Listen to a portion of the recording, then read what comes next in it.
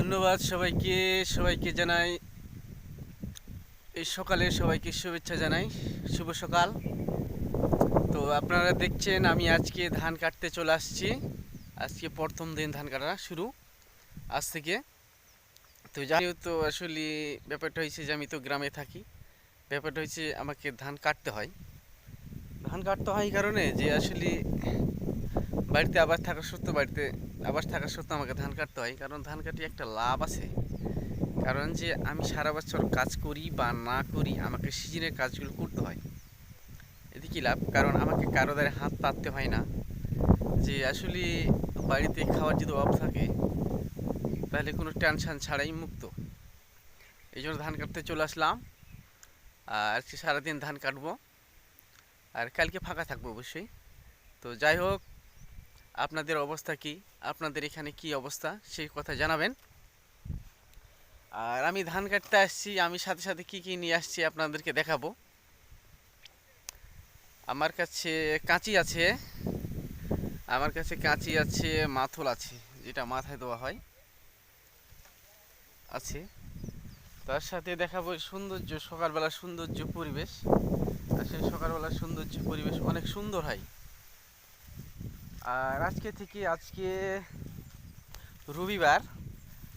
তো আজকে থেকে খুব বাতাস করতেছে। মনে করেন যে কালবৈশাখী ঝড়। তো যাই হোক, কালবৈশাখী ঝড় এলে কি সমস্যা নাই, এই সময় তো আসলে কালবৈশাখী ঝড় হয়েই থাকে। তো যাই হোক, তোমাদেরকে আরও কিছু দেখাবো। আমরা কোনগুলো ধান কাটছি, এগুলো ধান পাকেনি অবশ্যই, যেগুলা কাটবো সেগুলো পাকছে।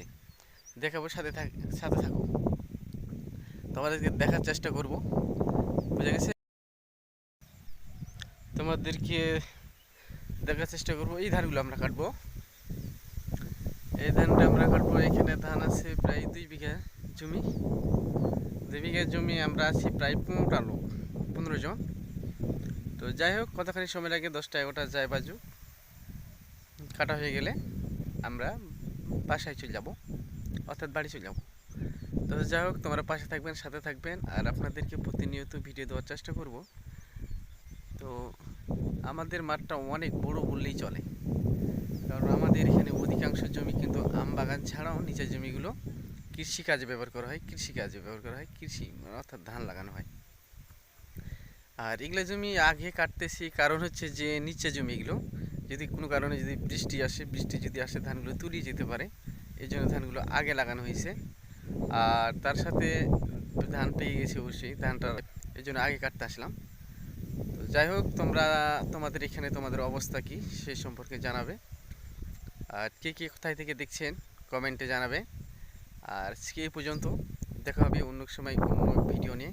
এতক্ষণে ভালো থাকবেন, সুস্থ থাকবেন। তো সবাইকে সুস্বাস্থ্য কামনা করি। দেখা হবে অন্য ভিডিও অন্য এক সময়। ধন্যবাদ সবাইকে।